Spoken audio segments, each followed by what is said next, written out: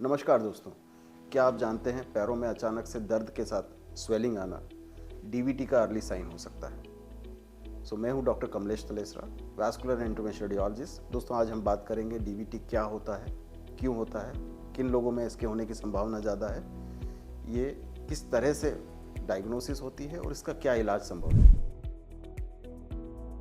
DVT मतलब होता है डीप वेनस थ्रोम्बोसिस। ये होता है वेन्स में एक्यूट क्लॉट बनने की वजह से, जिससे वेन्स का नीचे से ऊपर की तरफ जाने वाला फ्लो ब्लॉक हो जाता है और इससे पैरों में स्वेलिंग, भारीपन, दर्द, नीचे की तरफ पैरों का गर्म होना, स्किन में ब्लूइश या रेडिश कलर के डिस्कलरेशन आना।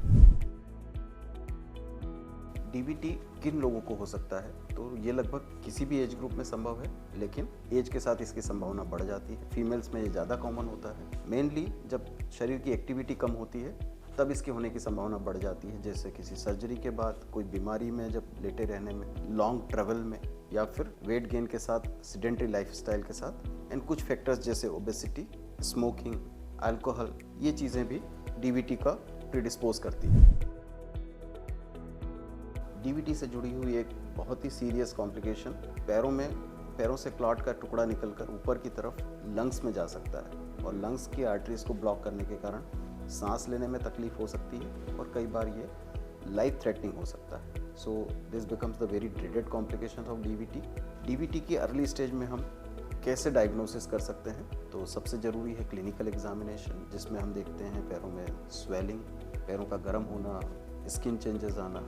उसके बाद जो एक जांच जो सबसे ज़्यादा हेल्प करती है वो है कलर डॉपलर। उससे हमें वेन्स के फ्लो के बारे में पता लगता है और अगर उसमें ब्लॉकेजेस हैं तो उसकी डायग्नोसिस हो सकती है।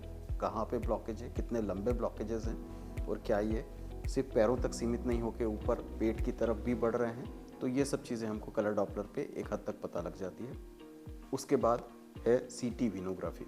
जब अगर ये क्लॉट ऊपर की तरफ गहराई में पहुंच चुका है तो सीटी वीनोग्राफी है जो हमें एग्जैक्ट बताती है कि ऊपर की तरफ, जिसे हम बोलते हैं आईवीसी में क्लॉट का एक्सटेंशन कहाँ तक हो गया है, या फिर कोई टुकड़ा लंग्स की तरफ भी चला गया है। तो लंग्स के आर्टरीज में क्लॉट्स देखने के लिए, जिसे हम पल्मोनरी एम्बोलिज्म कहते हैं, CT angiography is the modality of choice. दोस्तों, अगर हम बात करें इलाज की, तो कन्वेंशनली डीवीटी को हम ट्रीट करते हैं मेडिसिन के द्वारा। तो कुछ खून पतला करने की दवाइयाँ, जिससे कि क्लॉट बढ़े नहीं और धीरे धीरे वो डिज़ोल्व हो जाए। लेकिन दवाइयों से डीवीटी के इलाज में कई बार महीनों और कई बार दवाइयाँ सालों तक चलती हैं और उसके बाद भी डीवीटी पूरी तरह से ठीक नहीं होता। और सबसे बड़ी परेशानी ये है कि जब डीवीटी पूरी तरह से ठीक नहीं होता, ल्यूमेन को ब्लॉक करके रखता है, तो वीनस हाइपरटेंशन यानी वेन्स का प्रेशर नीचे की तरफ बढ़ा होता है और उससे रिलेटेड दुष्प्रभाव लाइफ लॉन्ग के लिए बने रहते हैं। तो उसमें बार बार आगे जाकर जब भी एक्सर्शन करते हैं तो पैरों में स्वेलिंग बनी रहती है। कई बार स्किन चेंजेस और स्किन अल्सर्स, जिन्हें हम वीनस अल्सर्स कहते हैं, उसकी प्रॉब्लम बनी रह सकती है। जब हम बात करते हैं रिसेंट एडवांस ट्रीटमेंट ऑप्शंस की, तो दो मेजर ट्रीटमेंट ऑप्शंस हैं। One is catheter directed thrombolysis. इसमें हम नस में सुई लगाकर सीधा वेन्स के अंदर कैथेटर्स लेके जाते हैं और थक्का घोलने वाली दवाइयाँ सीधे क्लॉट के अंदर देते हैं, जिससे कि हाई डेंसिटी में वो दवाइयाँ क्लॉट में पहुँचती है और वो क्लॉट को डिसॉल्व करके ल्यूमन को क्लियर करके ब्लड फ्लो को शुरू करने का काम करती है। इसमें कई बार 24 से 48 घंटे का समय लग सकता है, बट इस विधि में भी कई बार क्लॉट पूरी तरह से क्लियर नहीं होता। और थ्रोम्बोलिसिस के साथ ये है कि ये क्योंकि थक्का घोलने वाली दवाई है, तो ये शरीर के अलग अलग हिस्सों में ब्लीडिंग कॉम्प्लिकेशंस क्रिएट कर सकती है।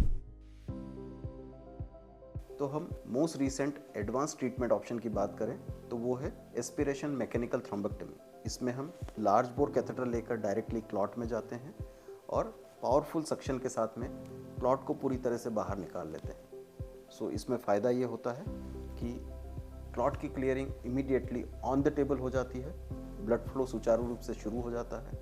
इसमें हमें किसी थ्रोम्बोलिटिक की ज़रूरत नहीं लगती, तो जिससे इसमें किसी ब्लीडिंग कॉम्प्लिकेशन की संभावना खत्म हो जाती है। पेशेंट को सेम डे इवनिंग तक हम चलना फिरना शुरू कर देते हैं और पेशेंट को नेक्स्ट डे कई सारे केसेस में डिस्चार्ज किया जा सकता है, घर वापस भेजा जा सकता है।